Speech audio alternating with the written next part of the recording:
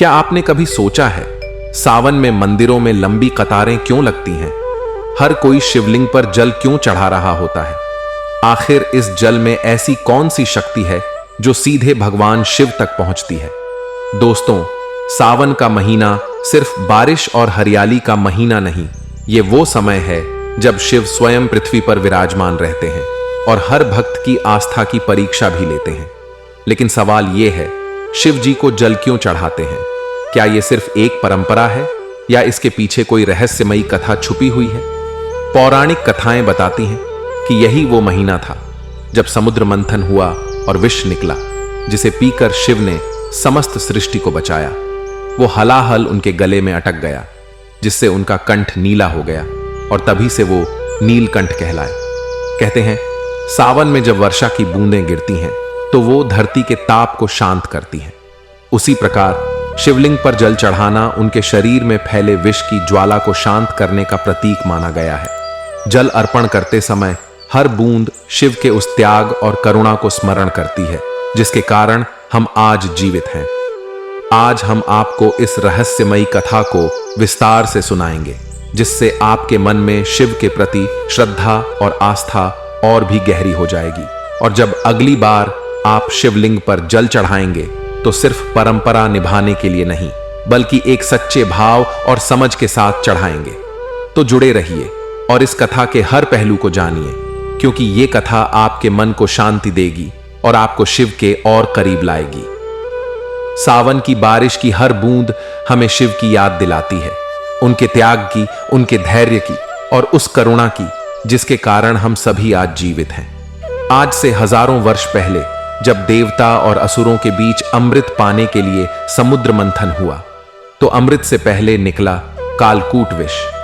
इतना भयानक विष था वो कि अगर वो धरती पर गिर जाता तो पूरी सृष्टि को भस्म कर देता। देवता और असुर सभी भयभीत हो गए। कोई भी उस विष को अपने पास नहीं रखना चाहता था, क्योंकि वो पल में ही मृत्यु और विनाश का कारण बन सकता था।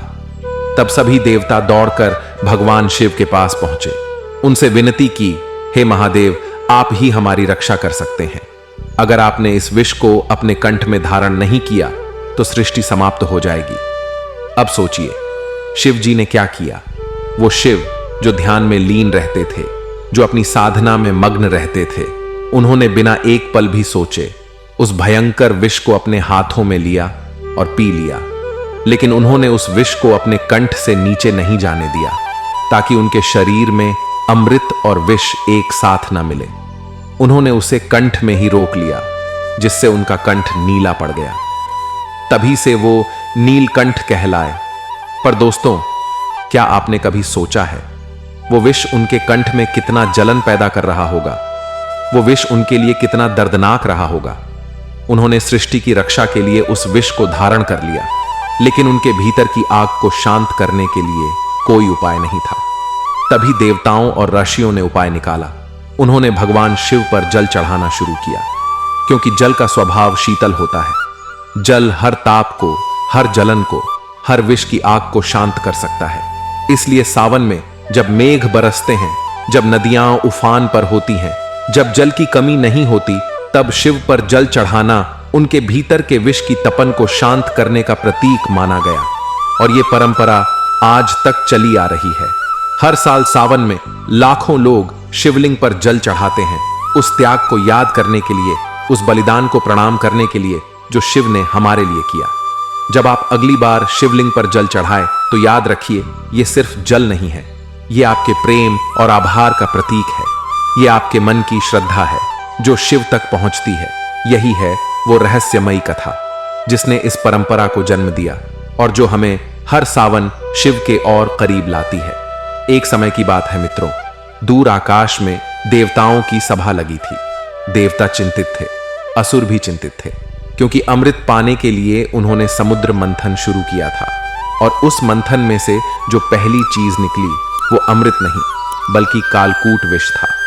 इतना भयंकर विष कि अगर वो धरती पर गिर जाता तो सृष्टि की हर हरियाली, हर जीवन, हर सांस पल में भस्म हो जाती। देवता दौड़ पड़े, उनकी आंखों में भय था। असुरों की सांसें अटक गईं। कोई नहीं जानता था क्या होगा, कोई भी उस विष को अपने पास रखने की हिम्मत नहीं कर पा रहा था। तभी सभी देवता, सभी आर्षि और सभी असुर भागते हुए कैलाश पहुंचे। वहां हिमालय की ऊंचाई पर बर्फ की शांति में भगवान शिव ध्यान में लीन थे। उनकी आंखें बंद थीं, उनके मुख पर शांति थी, उनकी सांसों में ओम की ध्वनि थी।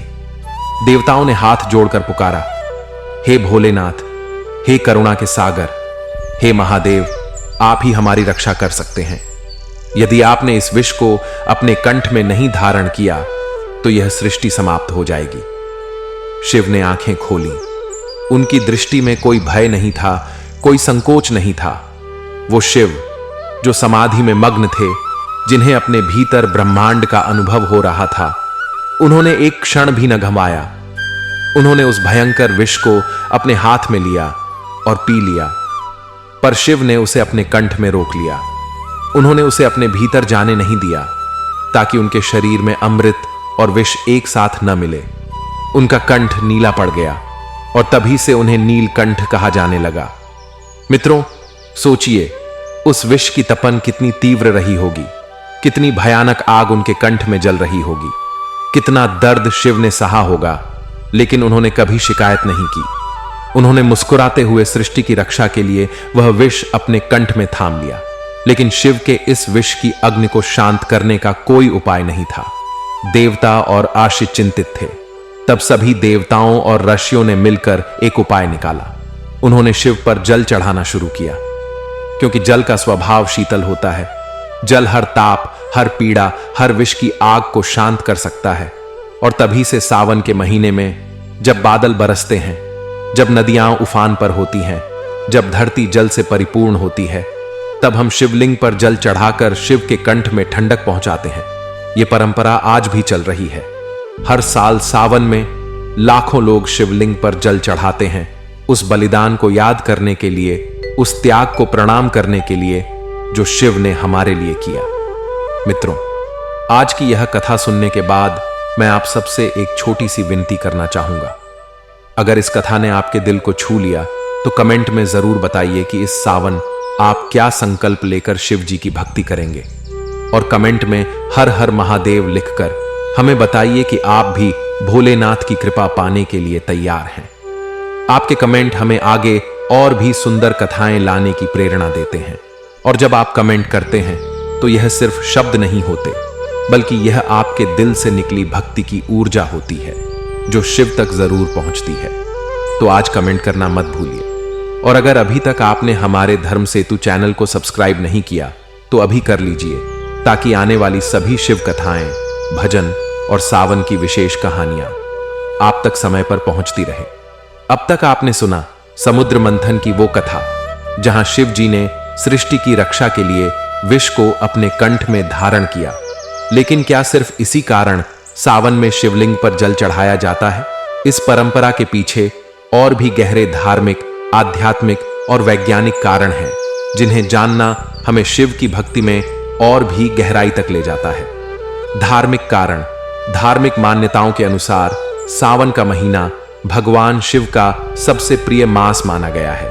स्कंद पुराण में कहा गया है कि इस महीने में भगवान शिव का पूजन, रुद्राभिषेक और शिवलिंग पर जल चढ़ाने से पापों का नाश होता है और पुण्य की प्राप्ति होती है। जब शिवलिंग पर जल, दूध, शहद, दही और घृत से अभिषेक किया जाता है तो यह पंचामृत शिव जी को अर्पित करने जैसा माना जाता है, जिससे भक्त के जीवन में सुख, शांति और समृद्धि आती है। आध्यात्मिक कारण, आध्यात्मिक रूप से शिवलिंग पर जल चढ़ाना हमारे अहंकार और क्रोध को शांत करने का प्रतीक है। शिवलिंग जल को धारण करता है, वैसे ही हमें भी अपने भीतर आने वाले क्रोध, ईर्ष्या और नकारात्मकता को धारण कर शांत रहना चाहिए। यह हमें सिखाता है कि हमारी आत्मा शांति और स्थिरता में ही परम आनंद को प्राप्त कर सकती है।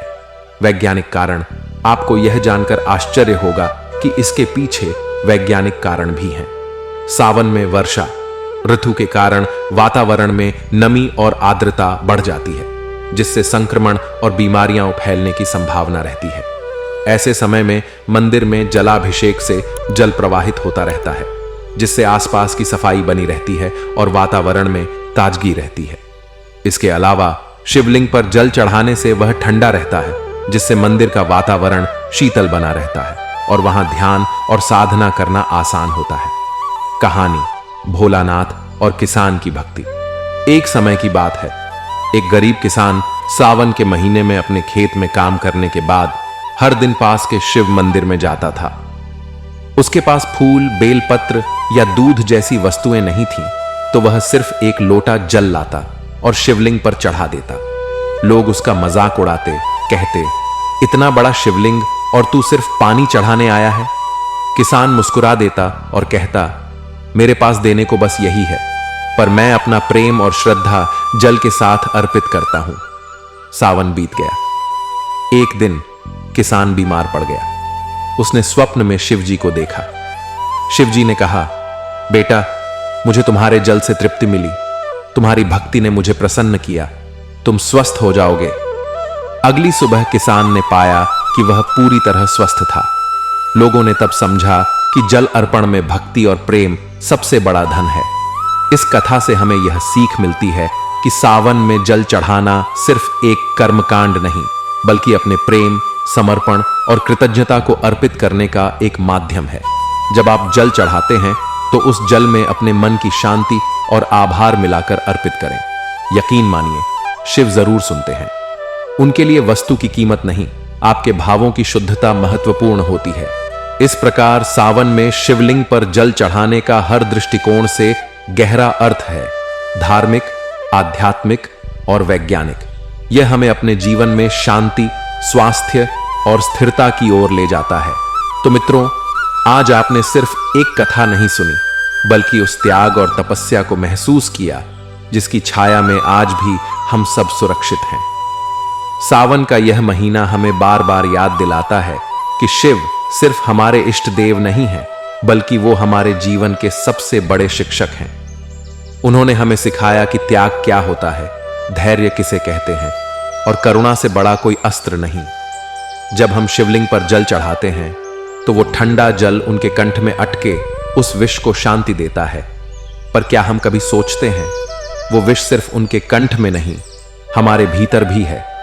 हमारे भीतर भी क्रोध का विष है, अहंकार का विष है, जलन और ईर्ष्या का विष है।